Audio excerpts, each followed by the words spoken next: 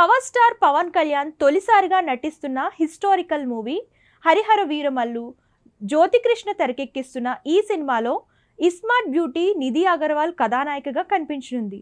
AM రత్నం సమర్పణలో mega సూర్య productions పతాకంపై ఏ దయాకర్ రావు భారీ బడ్జెట్తో అత్యంత ప్రతిష్టాత్మకంగా ఈ సినిమాను నిర్మిస్తున్నారు.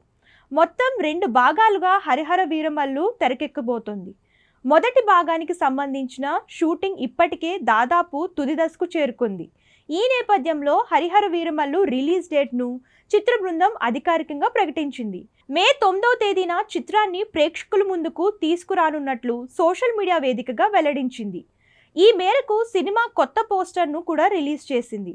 అలాగే ఆడియన్స్కు హోలీ పండుగ శుభాకాంక్షలు కూడా తెలిపారు. కాగా హరిహర వీరమల్లు కొత్త పోస్టర్లో పవన్ కళ్యాణ్, నిధి అగర్వాల్ ఇద్దరు గుర్రపు స్వారీ చేస్తూ కనిపించారు.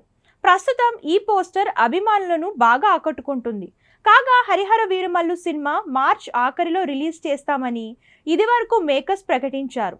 అయితే షూటింగ్ ఆలస్యం కావడంతో మే 9కు వాయిదా వేసినట్లు అధికారికంగా ప్రకటించారు.